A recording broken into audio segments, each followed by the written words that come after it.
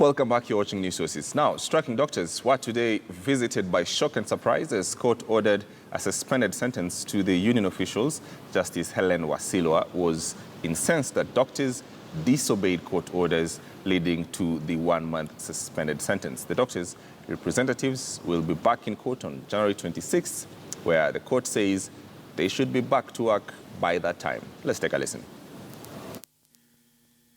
What message will I be sending to Kenyans if I let you free? That you can come to court, the court will give you an order, and you can walk on the streets and go away and say we are not obeying it? It cannot be.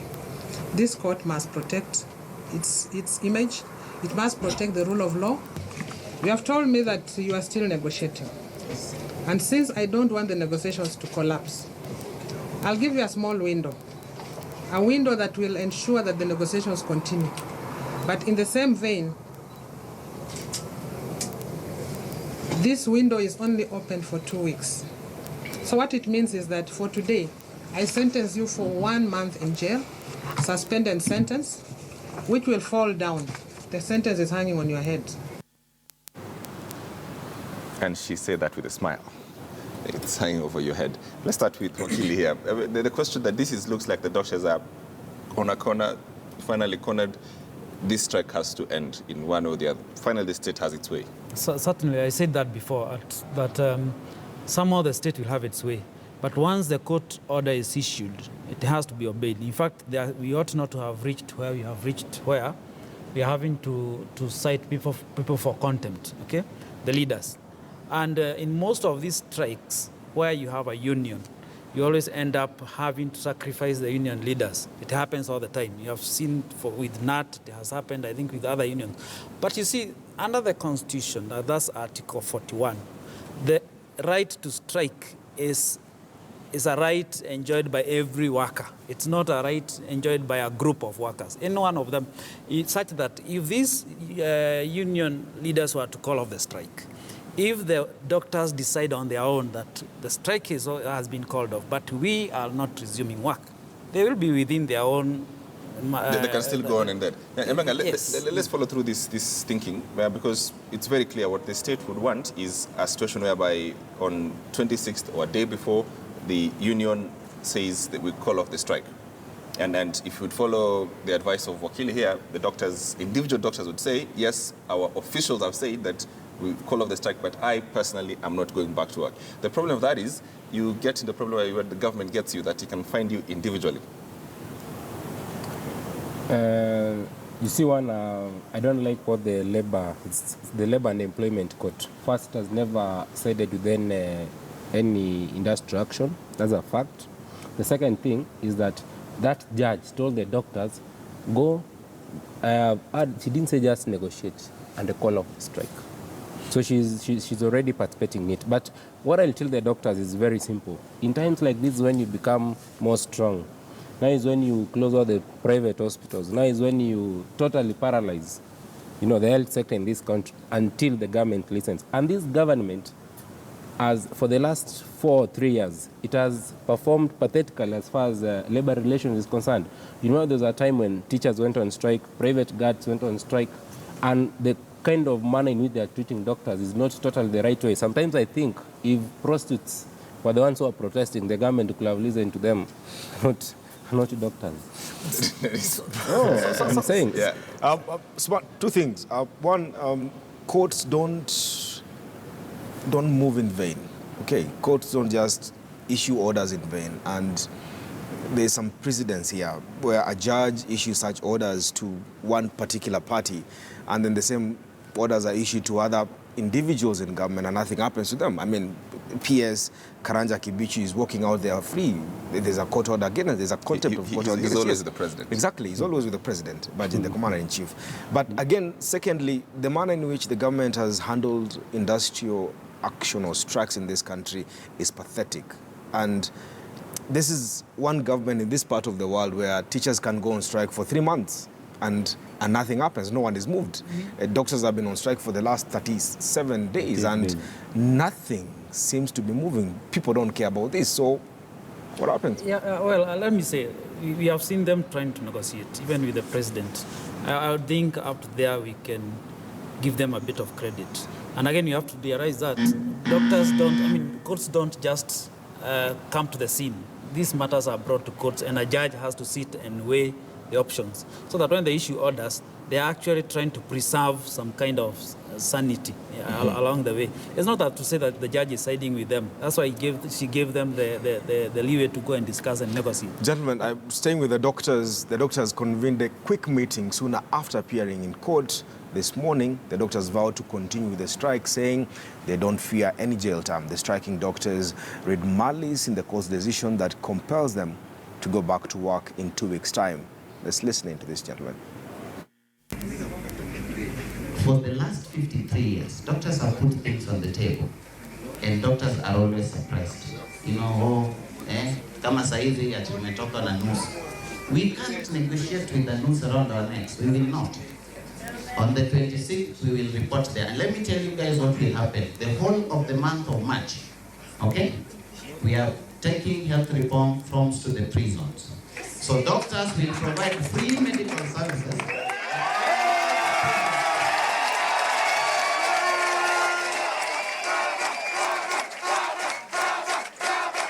Oh man, doctors are digging in. What happens?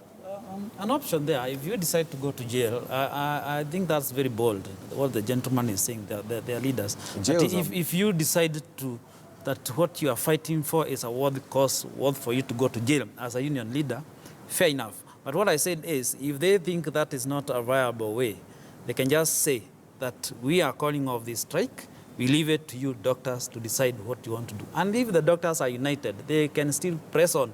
The government can never import doctors from outside there, they purport to. And even if you are to import them, what kind of environment are you going to bring them in here? And doctors are not just anyone. They are not, these are specially skilled people. So that if they were to say we are pressing on with this, they will press it on, they will press on. Whatever you have done, you'll have to redo. So if I was one of them, I would say we press on and let's see where. Smart, was there a chance for us to have a political solution to this industry action? Dennis, I mean, many things. I think the problem with this CBA, I think in the beginning it was entered, I think originally by the government with not clean hearts, so they had no intentions of honoring it. But I think the CBA has not been fully explained to the extent that it's been reduced to be about doctors' pay. It's a bit more than that. It's about the institution. It's about making sure that the environment where the doctors are working, is an environment where they can actually work. They can provide the service, and I think that is what that has been lost. So the doctors are saying it's fine. It's not just about our pay. It's about how to improve the healthcare in this country. But since we asked this question on Twitter, 77% of those who are watching up to now, because I've been watching the tweets coming in, think that the courts were completely out of step today to order for the arrest or the suspended arrest of the doctors. But like you say, the problem I think that we go as we face in the future is this, that the doctors, in my view, have chosen such an opportune time. It's 7 months to the election. Unlike last year where the government had all the time to bully teachers back into the classrooms, they don't have that time. So it's soon going to degenerate into a political scenario where it's going to be very difficult for the government to maneuver. Let me say this. Yes, it's political time. I mean, it's an election time. But how many of us are sympathizing with these doctors as to say that, look, if the government does not address this issue, we will remove this government? Let me tell you, this country, things start with the political leaders. It does not matter what they do. It does not matter whether they ignore these doctors to the end. Those who think that the government has to come back, they'll bring it back. Those who think it has to go, they'll try to take it out. Okay? All those issues notwithstanding. In fact, even if we were to have another strike of another group now, it will still be within the same environment of an electioneering year. So that we are focused on politics. We seem not to care what is happening in the hospitals. We are always told that our hospitals are running. We are told we have 94 they referral hospitals, and we don't know. A hospital can be as building as that one there. So whether you have doctors in there is not an issue, and we believe that. We tend to believe that, and we think that things are working because we have been told that. Hang on to this thought, because we're going to the government, and the government insists it has given doctors the best deal yet. The Ministry of Health, in a statement today, said the CBA in question, whose implementation is a matter before Court of Appeal, requires what the state says wider consultations. In other words, renegotiations. Earlier this week, President Uhuru Kenyatta, spokesman Manoa Esipisu, said the doctors' demands cannot be met. Let's listen in. The government's offer made out here at State House Mombasa is still on the table. As you know, the doctors have said that they want their CBA implemented, and as most of you might know, or if you don't know, please check with the doctors. They will confirm that the CBA was not registered because there was no input from the Salaries and Remuneration Commission. And as all of you also know, that matters of salaries cannot really be agreed without the input of the SRC and its blessings. Fantastic. The government enters into a deal with the doctors, and then, the doctors went back to the hospitals, and then they said, hang on, SRC was not here. Perfect technicality, and walk away and tell us, as you know, we could not have entered that deal without the SRC. Interesting, Smart. I mean, that's a question of legality there, but we live in a country where people walk into government offices, walk out with money in sacks and go catwalking. There's so much money in this country, Smart. And what the doctors are asking for is, I stand guided, 0.20% of what the Ministry of Health gets as its annual budget. But, I mean, in the spirit of good faith, I think doctors deserve to be paid better. You see what is happening, and I just want to give you a very quick example that whatever doctors are demanding is just about 0.02% of the entire budget which is given to the health ministry, and I've seen doctors suffer. This negotiation is not just about pay, it's also about the working conditions. It's also an issue about studying, doing masters and fellowships and stuff like that. But they, Smart, I spent my worst Christmas this year because I decided to spend it in a doctor's house. This guy is so poor. He has a car. He's unable to fuel it.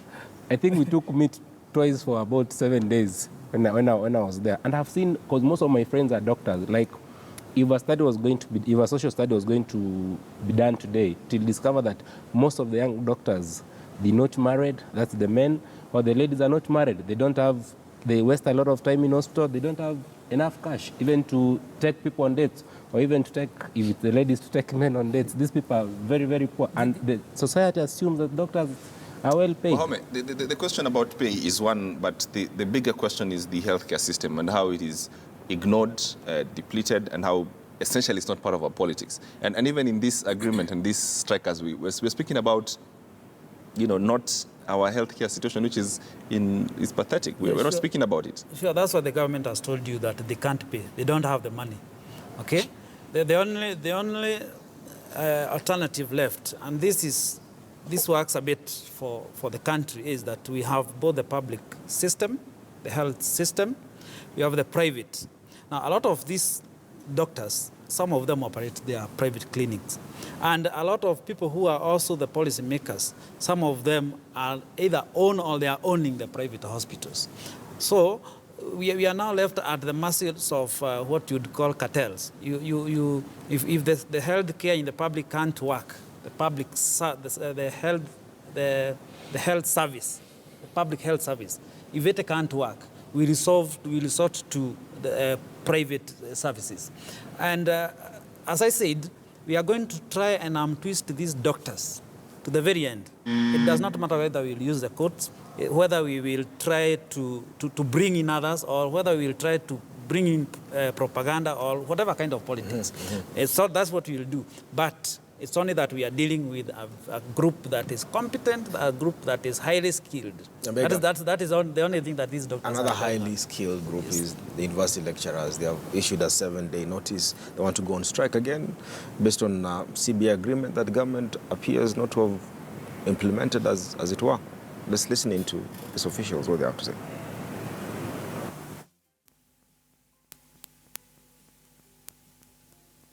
Bado tunawapatia serikali na wasimamizi wa vyuo vikuu muda. Wasiwe watu wa kupenda kungojea strike. Wawe watu wa kukubaliana na kuweza kuketi chini na kujadiliana kistaarabu, kinjia ya kisheria. Lakini wasipofanya hivyo, hatuna budi sisi, maanake tumewapatia muda wote, miaka zote zimepita, hawajaja. Tunapoenda kwenye mgomo tusilaumiwe. Wanafunzi wetu tunawaambieni, sisi tumekuwa watu ambao ni watiifu.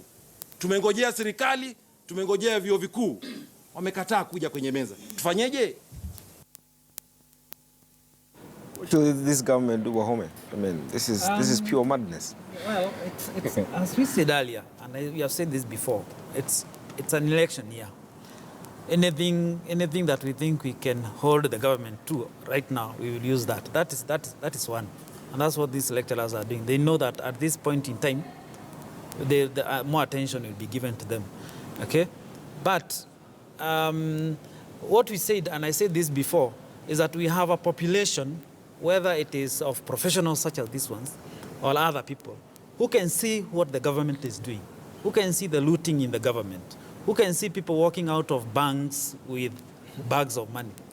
That's why we say, unaambiwa lipa kama tenda, such that we coined that phrase because if you are able to pay somebody who has supplied something up front, then what is this that you're telling us? Mostly something fictitious. Yes, that you don't have money to pay us, okay? And this is a point, this is a time to push for that and to press on. Because if you are able to pay other people who have supplied or other people whom you think are favorable, And they go catwalking and with they the walk money. out with others are able to steal and they still walk around, then what is it that you're telling us that you cannot pay? And there's something very important that the university lecturers, the officials said that we've given them adequate time. You see, these negotiations, this was a CBA that was set up in 2013, which is supposed to, to 2013 to 2017. Yeah, the government has done nothing. One of the show, I've just been trying to remember the name of the Cabinet Secretary for Labor. I can't remember his or her name. You see, these are some of the challenges that this country has, that this very key ministry has failed, in bringing this. And there's something very important which you learned from the negotiations between NAT and TSC. And if you remember Nancy, the head of TSC, when she spoke at Kasarani, that for the first time she was able, when she went to NAT, she thought that she would not be given tea. And she was treated very well. What efforts has the government, the officials made, the cabinet secretary made to talk to the doctors, to talk to the lecturer? Smart, take us home. All right, we have to finish with that poll that we asked you. We asked you if you think it was fair for some reason for the doctors to be sentenced for 1 month. This is how you polled, coming up right up on your screen. About 77% say absolutely not. Another 4%, I believe, said they have. 19% said yes. And I think about another 4% which did not care about this. And so thanks to all the doctors watching and the tweets educating us. Love the program. This is News Sources Doctors Edition. We must have that show at some point. News Sources Doctors Edition. Indeed, Smart.